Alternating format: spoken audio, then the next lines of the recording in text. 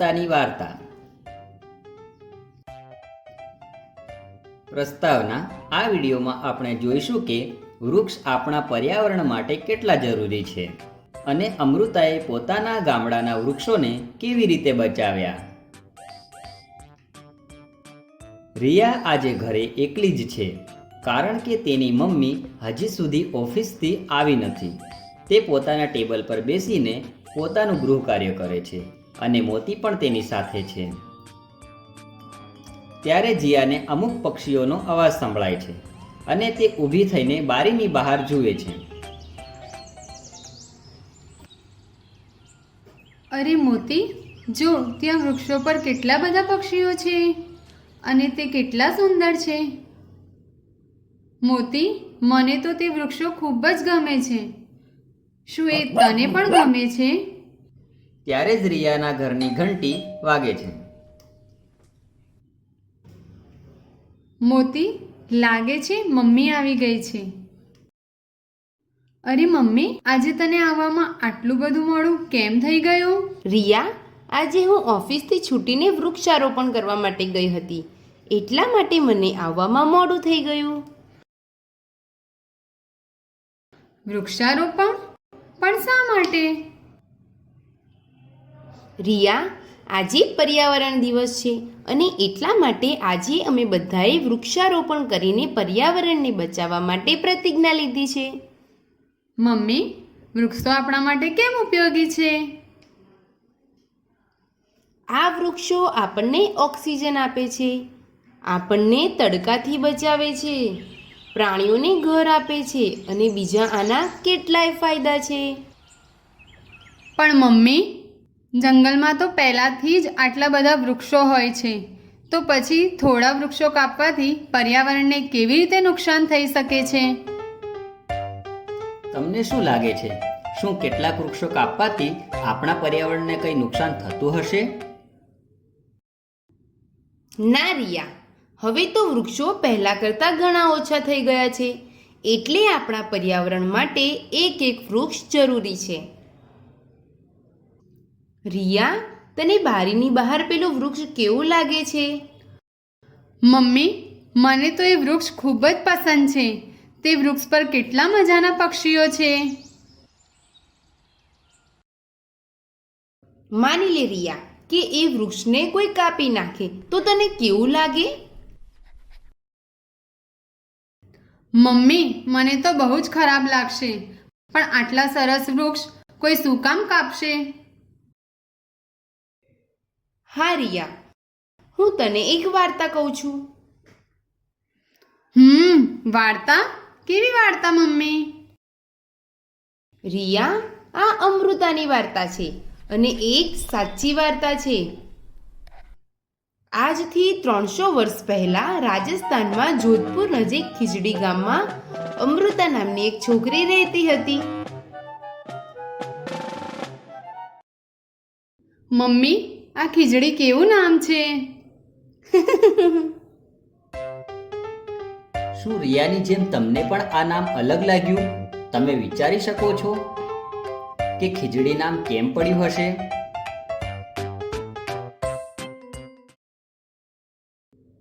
રિયા, આ ગામમાં ખીજડીના ખૂબ જ વૃક્ષો હતા, જેના કારણે જ આ ગામનું નામ ખીજડી પડ્યું છે.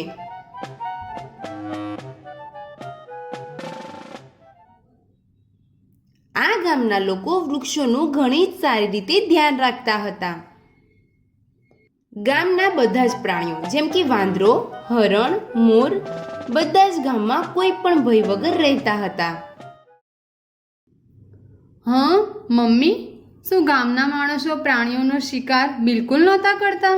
બિલકુલ નહીં રિયા, ગામના વડીલ માણસો એવું માનતા હતા કે જો વૃક્ષ છે તો આપણે છીએ, વૃક્ષ અને પ્રાણીઓ તો આપણા વગર રહી શકે છે, પણ આપણે તેમની વગર નહીં.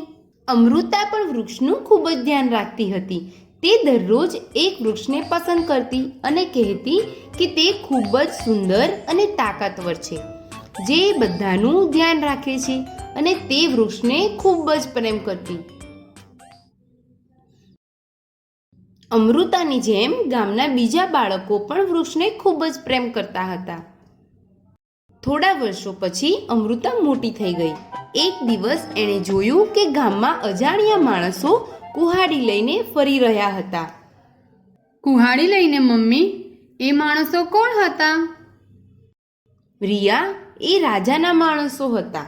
તે રાજાનો મહેલ બનાવવા માટે લાકડા કાપીને લઈ જવાના હતા. અમૃતાને જેવી ખબર પડી તરત જ તે વૃક્ષને પકડીને ઊભી રહી ગઈ, જેને એ લોકો કાપવાના હતા. અમૃતાનું આવું કરવાથી પણ તે માણસો ઊભા ના રહ્યા અને કુહાડીથી ઘા કરવા લાગ્યા. અને કુહાડીનો એક ઘા કરવાથી અમૃતા નીચે પડી ગઈ, તો પણ અમૃતા માની નહીં અને ફરીથી ચીપકી ગઈ. આ જોઈને ગામના બધા જ માણસો ઝાડને ચીપકી ગયા અને અમૃતાની જેમ ગામના 300 માણસોએ વૃક્ષો માટે પોતાનો જીવ આપી દીધો. હા, શું 300 માણસોએ પોતાનો જીવ આપી દીધો? હા રિયા. આ તો બહુ ખરાબ થયું. તેના પછી શું થયું મમ્મી? ત્યારે રાજાને સમજાઈ રહ્યું ન હતું કે ગામના માણસો વૃક્ષો માટે પોતાનો જીવ કેમ આપી રહ્યા છે. એટલા માટે રાજા જાતે જ ગામમાં આવ્યા અને લોકોનો વૃક્ષો પ્રત્યેનો પ્રેમ જોઈને ખૂબ જ પ્રભાવિત થઈ ગયા. ત્યારે રાજાએ આદેશ આપ્યો કે આ ગામમાં કોઈ પણ વૃક્ષો કાપશે નહીં અને કોઈ પણ પ્રાણીનો શિકાર પણ કરશે નહીં. શું તમે કોઈ દિવસ શિકારી વિશે સાંભળ્યું છે? તમને શું લાગે છે તેઓ શિકાર કેમ કરતા હશે?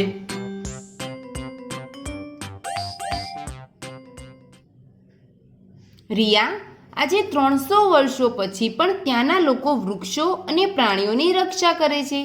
તેમની જાતિના લોકોને બિશ્નોઈ કહેવામાં આવે છે. અને હા રિયા, આ વિસ્તાર રણમાં હોવા છતાં આજે પણ એકદમ લીલોછમ છે. હવે હું સમજી કે વૃક્ષો આપણા પર્યાવરણ માટે કેટલા જરૂરી છે અને સામાન્ય માણસો પણ કેવી રીતે વૃક્ષોની રક્ષા કરી શકે છે. મમ્મી રિયાની આ વાત સાંભળીને ખૂબ જ ખુશ હતી. મમ્મી, હું પણ આજે એક છોડ ઉગાડવા માંગુ છું, પણ મારી પાસે તો કોઈ છોડ નથી. અરે રિયા, હું તને બતાવવાનું તો ભૂલી જ ગઈ છું. હું તારા માટે એક ભેટ લાવી છું. કેવી ભેટ મમ્મી? હું તારા માટે આ નાનો છોડ લાવી છું. મમ્મી, આ કેટલું સુંદર છે. હું આને લઈને આપણા બગીચામાં ઉગાડી દઉં છું. ખૂબ જ સરસ રિયા. આવ મોતી, તું પણ મારી સાથે આવીને શીખી લે કે વૃક્ષ કેવી રીતે ઉગાડવામાં આવે છે. સારાંશ: આ વિડીયોમાં આપણે જોયું કે વૃક્ષ આપણા પર્યાવરણ માટે કેટલા જરૂરી છે અને અમૃતાએ પોતાના ગામના વૃક્ષોને કેવી રીતે બચાવ્યા.